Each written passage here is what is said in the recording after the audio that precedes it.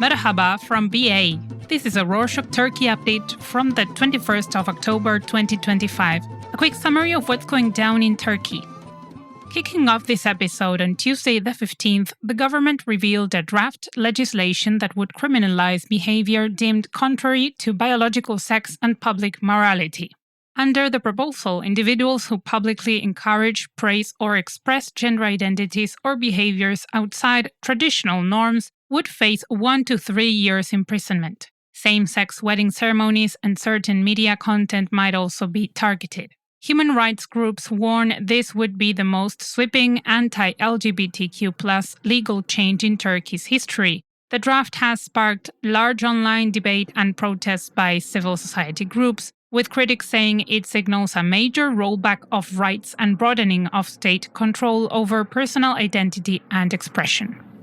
Meanwhile, on Wednesday the 16th, President Erdogan publicly rejected allegations that Turkey planned to hand over control of its vast rare earth element, or REE, reserves in the Midwestern Eskişehir region Beykilova deposit to foreign firms. He insisted the field, quote, will never be given to any country, unquote, and defended the government's strategy of domestic development. The deposit is considered among the world's largest and ongoing technology transfer talks with the US and other Western countries underlined Turkey's ambition to become a global REE player. The remarks triggered strong reactions on Twitter and investor forums as Turkey positions itself at the intersection of geopolitics, critical materials, and industrial strategy. On Monday the 20th, Ekrem İmamoğlu, the jailed Istanbul mayor from the main opposition Republican People's Party or CHP and the party's presidential candidate, appeared for the second hearing in his diploma case. Prosecutors accuse him of forging his university diploma, a charge that could bring up to 9 years in prison. Before the hearing, officials assigned a smaller courtroom, leaving many journalists, lawyers, and CHP members outside. A scuffle broke out with security and one person fainted. Many of İmamoğlu's lawyers couldn't enter, so they boycotted the session in protest. CHP leaders called the setup an attack on legal and press freedoms. The judge later moved the trial to a larger room, but after long delays postponed it to the 8th of December.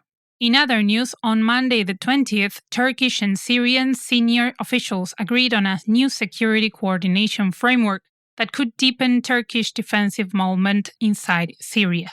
According to senior Syrian sources, the pact envisages Turkey supplying Syria with armored vehicles, drones, artillery, and air defense systems, and aims to expand Turkish cross-border operations against Kurdish armed factions from 3 miles, 5 kilometers, to 19 miles, 30 kilometers inside Syria. The diplomacy and security deal has spurred heated discussion online.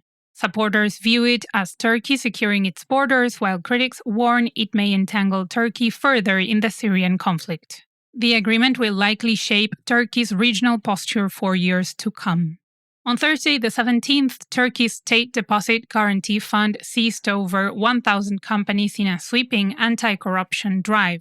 Authorities said the operation targeted financial irregularities, though critics argue it was politically motivated to favor pro-government companies ahead of the 2028 elections.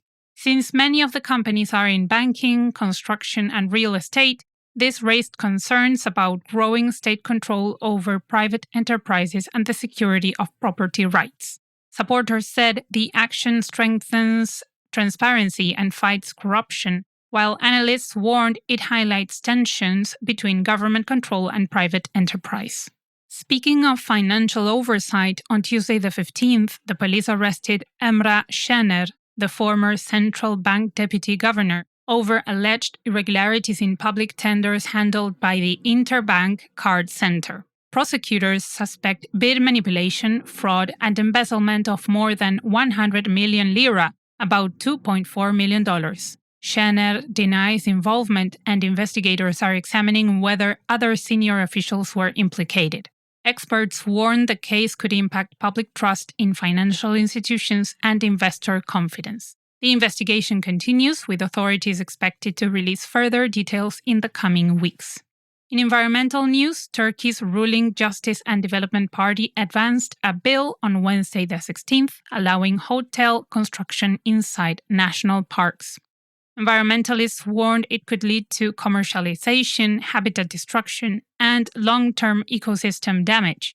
Supporters argue the law would boost tourism, create jobs, and strengthen rural economies.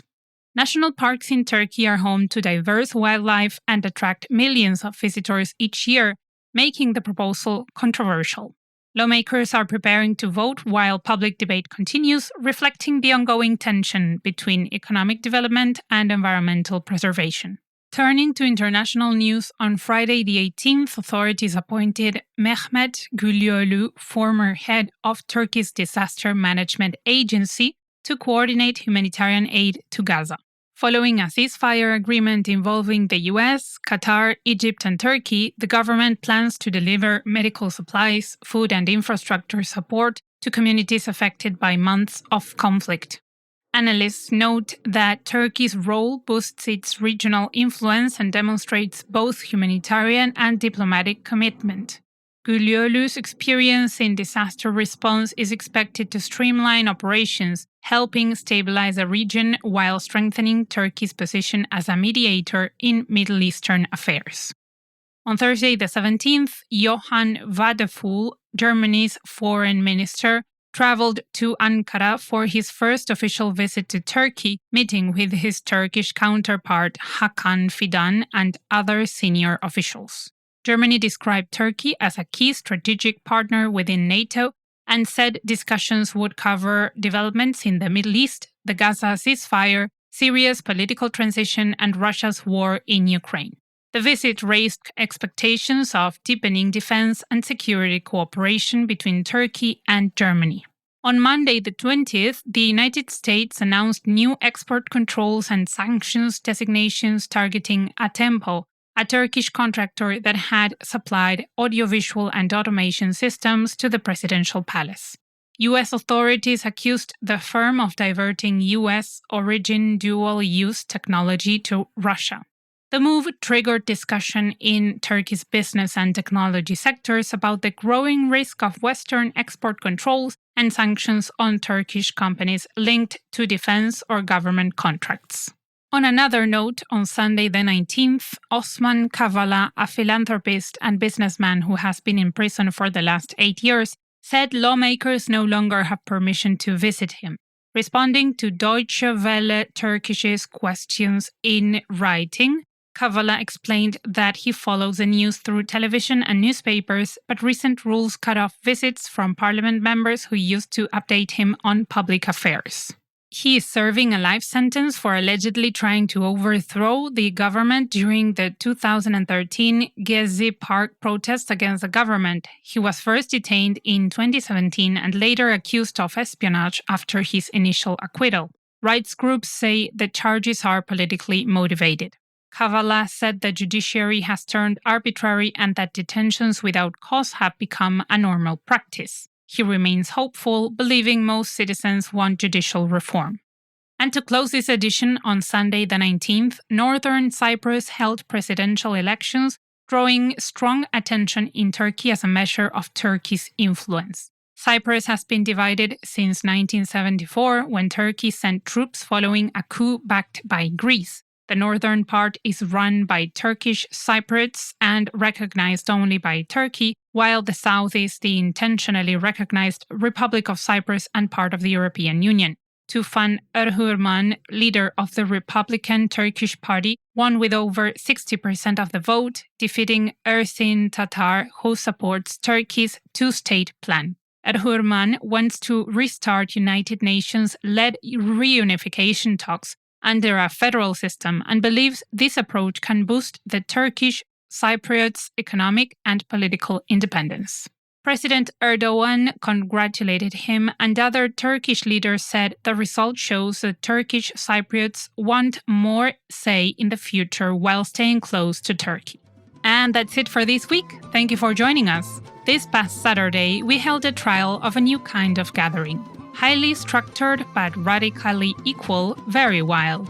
No keynote speakers, no talking heads. Those who join decide who they talk to, but without knowing the identity of who they will meet, they propose and decide what they will discuss. Like we said, wild, interested in what it was, check the show notes, and if you're interested, we can help you hold one in Turkey. Hoşça kalın.